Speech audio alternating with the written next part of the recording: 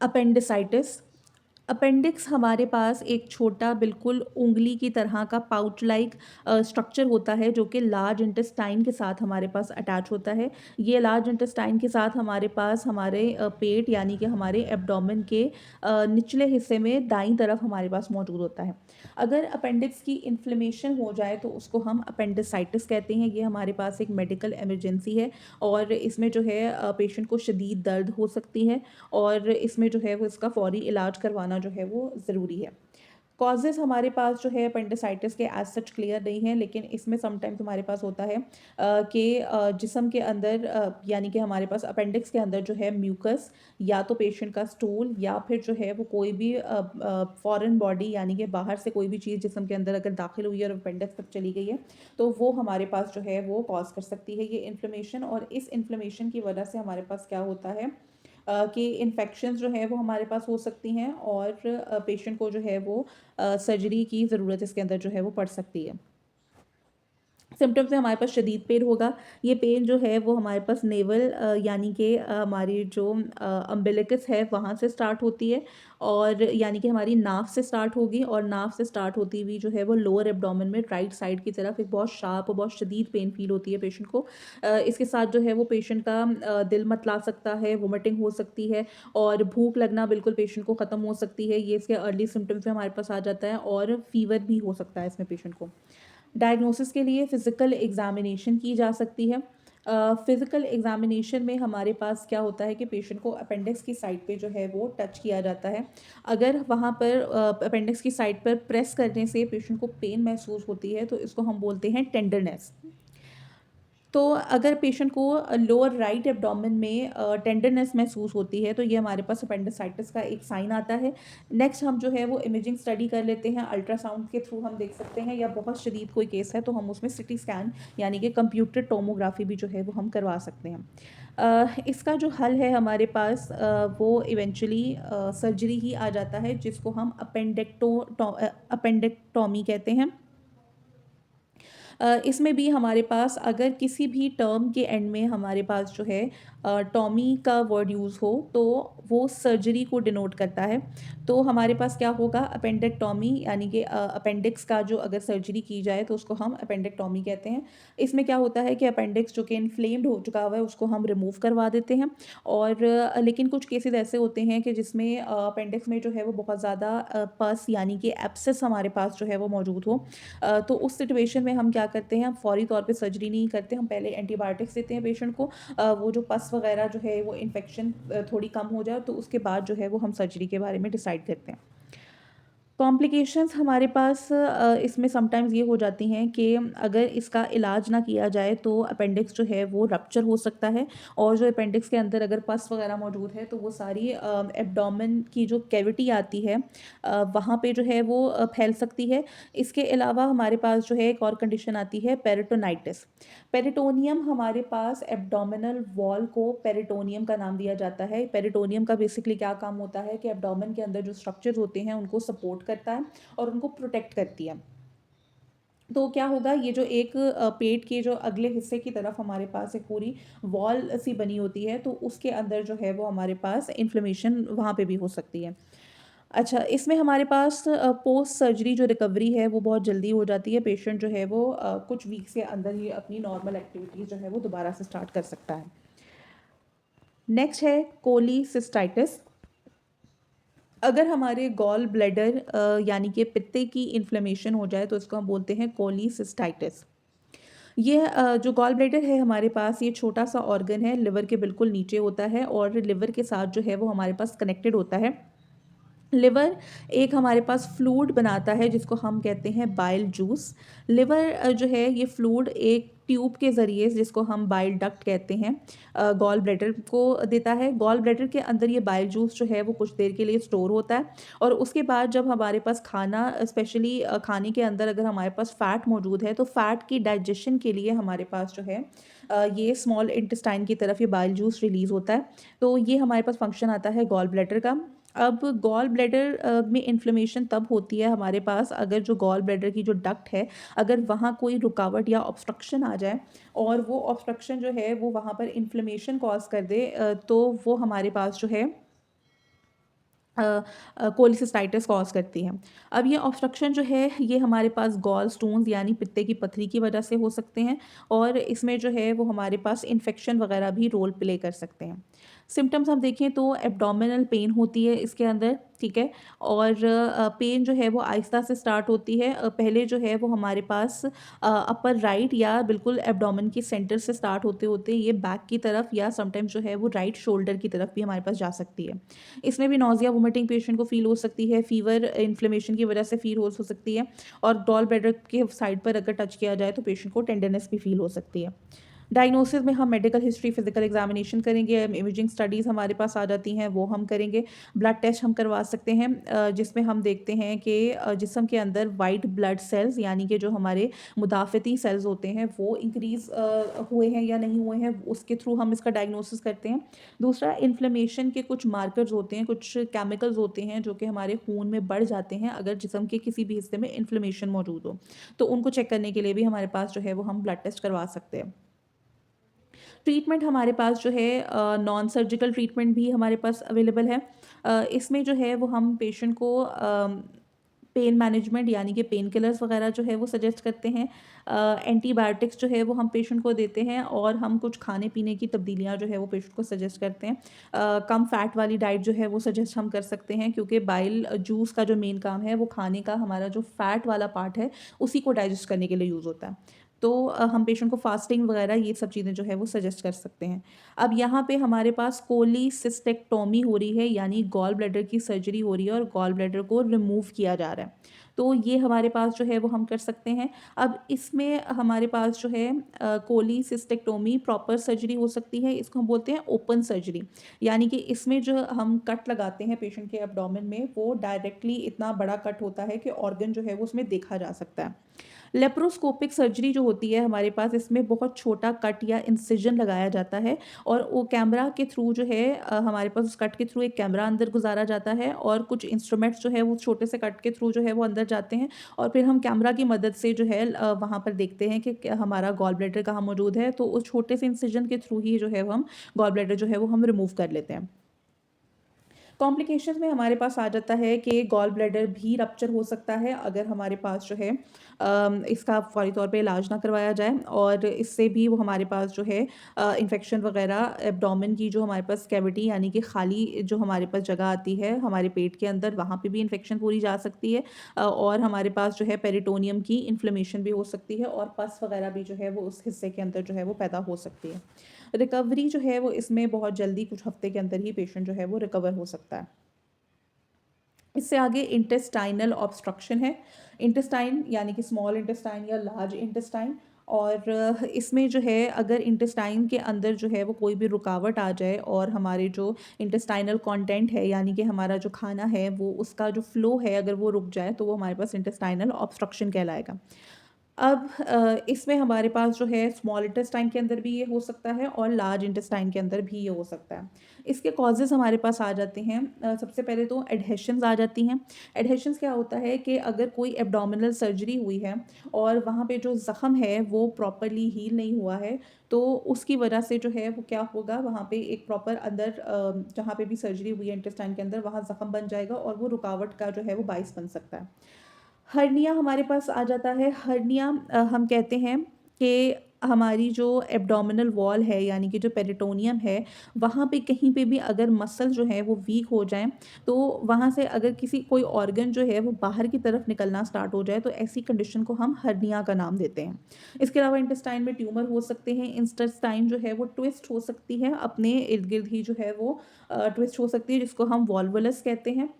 Stool जो है कभी-कभी कॉन्स्टिपेशन की वजह से हमारे पास स्टूल लार्ज अमाउंट में अगर स्टूल मौजूद है, हार्ड है, तो वो बैक साइड से जो है वो पीछे जो स्टूल या हमारे पास जो वेस्ट प्रोडक्ट्स बन रहे हैं, उनको आगे की तरफ नहीं आने देगा।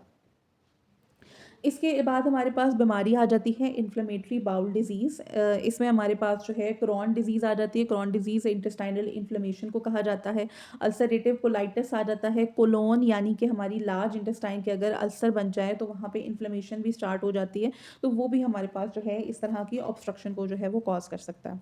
सिम्पटम्स एब्डोमिनल पेन होगी हमारे पास, वोमिटिंग हो सकती है, एब्डोमिनल डिस्टेंशन यानी कि पेट जो है वो बिल्कुल स्वेल हुआ हुआ नज़र आएगा, बाहर की तरफ निकल आएगा और ब्लॉटिंग हो सकती है पेशेंट को, बहुत ज़्यादा जो है वो गैस वगैरह बनना स्टार्ट हो जाएगी क्योंकि खाना फ्लो नहीं करेगा, एक ही जगह पर पड़ा रहेगा तो वहाँ पे जो है वो बहुत ज़्यादा गैस बनना स्टार्ट हो सकती है। इसकी वजह से जो है वो कॉन्स्टिपेशन भी जो है वो पेशेंट को हो सकती है और कॉन्स्टिपेशन के साथ क्या होगा कि अगर मैदे के अगर हमारे पास इंटेस्टाइन्स के अंदर जो है वो गैस वगैरह बन रही है तो वो जो है रिलीज़ नहीं होगी, वो वहीं पे हमारे पास जो है वो जिस्म के अंदर ही रहेगी। डायग्नोसिस में हमारे पास वही medical history, physical examination, imaging studies आ जाएँगी। नॉन सर्जिकल ट्रीटमेंट में हमारे पास आ जाता है कि सबसे पहले तो हम इसमें देखते हैं कि हमारी जो रुकावट है, वो पार्शियल है या कंप्लीट है। यानी पार्शियल का मतलब होता है कि सिर्फ़ कुछ हिस्से में रुकावट है, मुकम्मल तौर पे खाने का फ़्लो ख़त्म बंद नहीं हुआ है। कुछ हद तक जो है वो खाना प्रॉपर फ़्लो कर रहा है, लेकिन मुकम्मल जो एक रास्ते से दूसरे की तरफ जाना होता है, तो वो हमारे पास मुमकिन नहीं हो पा रहा, वो कहलाता है कंप्लीट ऑब्स्ट्रक्शन। अगर कुछ हद तक खाना फ़्लो कर पा रहा है, तो उसको हम पार्शियल ऑब्स्ट्रक्शन कहते हैं। इसमें जो है हम पेशेंट को जो है फ्लूइड्स वगैरह का जो है वो इस्तेमाल करवा सकते हैं, ठीक है? और कभी हमारे पास जो सर्जरी जो है वो होती है, वो हमारे पास जो है जब कंप्लीट ऑब्स्ट्रक्शन हो तो तब हम सर्जरी करवा सकते हैं। पार्शियल ऑब्स्ट्रक्शन में हमारी कोशिश होती है कि पेशेंट को जो है बाउल रेस्ट दिया जाए यानी कि इंटेस्टाइन्स वगैरह जो है के अंदर कोई खाना वगैरह नहीं जाएगा, पेशेंट फास्टिंग करेगा और पेशेंट को जो है वो वेन के थ्रू जो है वो फ्लूइड्स वगैरह यानी कि आईवी वगैरह लगाई जाएगी, तो उससे जो है वो पेशेंट की जो इंटेस्टाइन्स हैं उनको रेस्ट मिलेगा। उससे भी समटाइम जो है वो प्रॉब्लम रिज़ॉल्व हो जाती है। अदरवाइज़ अगर कंप्लीट ऑब्स्ट्रक्शन है तो उसकी वजह से जो है वो फिर हमें एट द एंड सर्जरी करनी पड़ सकती है। कॉम्प्लिकेशन में हमारे पास आ जाता है कि अगर इंटेस्टाइनल ऑब्स्ट्रक्शन है तो क्या होता है कभी-कभी वहाँ पर खून भी नहीं पहुँच पाता है। तो खून नहीं पहुँच पाता है तो वो हिस्सा जो है वो बिल्कुल नाकारा बन सकता है। तो ये जो है वो हमारे पास इसकी कॉम्प्लिकेशन आ सकती है। कभी-कभी जो है वो हमारे पास इंटेस्टाइन जो है परफोरेट कर सकती हैं यानी वहाँ पे छोटे-छोटे सुराख हो सकते हैं जिससे क्या होगा इंटेस्टाइन का जो कंटेंट है वो सारा निकल कर बाहर हमारे पास एब्डोमिनल कैविटी के अंदर आ सकता है। उसके अलावा पेरिटोनाइटिस हमारे पास आ जाएगा। नेक्स्ट बीमारी हेमोरॉइड्स है। हेमोरॉइड्स जिसको हम पाइल्स या बवासीर भी कहते हैं। हेमोरॉइड्स में क्या होता है कि जो हमारा रेक्टम है या हमारा जो एनल रीजन है, वहाँ पर हमारे पास जो है जो वेन्स पाई जाती हैं, बहुत ज़्यादा प्रेशर पड़ने की वजह से जो है वो वेन्स हमारे पास स्वेल हो जाती हैं या इन्फ्लेम्ड हो जाती हैं। अब इसमें क्या हमारे पास होता है कि ये जो हेमोरॉइड्स हैं ये इंटरनल भी हो सकते हैं यानी कि रेक्टम के अंदर भी हो सकते हैं और एक्सटर्नल भी हो सकते हैं यानी कि एनएस को के ऊपर जो ओपनिंग है वहाँ पे अगर टच किया जाए तो वहाँ पे ये वेन्स फॉलन वेन्स आपको फील भी हो सकती हैं। अब इसके कॉजेज़ में हमारे पास आ जाता है कि अगर एक पेशेंट को कॉन्स्टिपेशन है और वो स्ट्रेन करता है स्टूल पास करते हुए, तो वो प्रेशर की वजह से भी हमारे पास ये जो है डेवलप हो सकती है। प्रेगनेंसी के अंदर क्योंकि हमारे जो इंटेस्टाइन्स और हमारे रेक्टम वगैरह के ऊपर प्रेशर पड़ता है फीटस का, तो उस वजह से भी जो है वो हमारे पास ये बन सकती है। डायरिया अगर बहुत शदीद रहा हो, तो तब भी हमारे पास जो है हो सकती है कंडीशन। और अगर एक पेशेंट कोई भी ऐसा काम कर रहा है जिसमें उसको ज़्यादा देर तक बैठना पड़ता है या खड़े रहना पड़ता है, तो उसकी वजह से भी जो है वो हमारे पास वेन्स जो हैं वो स्वेल हो सकती हैं। सिम्पटम्स में हमारे पास आता है ब्राइट रेड कलर का जो है स्टूल पास करते हुए खून निकलता है और एनस के एरिया पर इचिंग हो सकती है, इरिटेशन हो सकती है, पेन हो सकती है और हमारे पास जो है समटाइम्स क्या होता है रेक्टम या एनस का पूरा एरिया जो है वो स्वेल भी हो जाता है। डायग्नोसिस हमारे पास जो है मेडिकल हिस्ट्री, फिज़िकल एग्ज़ामिनेशन आ जाएगी। फिज़िकल एग्ज़ामिनेशन में हमारे पास डिजिटल रेक्टल एग्ज़ामिनेशन है यानी कि फिंगर के थ्रू जो है वो हम रेक्टम को चेक करते हैं वहाँ पर कि हमारे पास जो है वो किस हद तक पाइल्स जो है वो डेवलप हो चुकी हुई है। इसके अलावा एनएस की जो है वो हम एग्ज़ामिन करते हैं जिसको हम प्रोक्टोस्कोपी या एनोस्कोपी का नाम हम देते हैं। इसके लिए हम सिंपली लाइफ़स्टाइल मैनेजमेंट करते हैं और फाइबर इनटेक हम लोग जो है वो इंक्रीज़ करवाते हैं। फाइबर से क्या होता है कि स्टूल जो है वो सॉफ्ट हो जाते हैं क्योंकि फाइबर का बेसिक काम होता है कि हमारा जो वाटर है फाइबर क्या करते हैं उसको एब्ज़ॉर्ब कर लेते हैं और फिर जो है वो स्टूल को सॉफ्ट बना देते हैं और कॉन्स्टिपेशन वगैरह होने से जो है वो हमारे पास बचाते हैं। तो हम पेशेंट को जो है वो सजेस्ट करते हैं कि वो फाइबर इनटेक भी इंक्रीज़ करें और पानी का इनटेक भी जो है वो अपना इंक्रीज़ करें। इसके अलावा जो बाउल मूवमेंट्स यानी कि स्टूल पास करते हुए जो है वो एक्सेसिव स्ट्रेनिंग वगैरह से जो है वो अवॉइड करें। जहाँ क्योंकि हमारे पास जो है एनल एरिया पे जो है वो ज़ख्म वगैरह भी बन सकते हैं। तो उसके लिए हम क्रीम्स का इस्तेमाल करते हैं।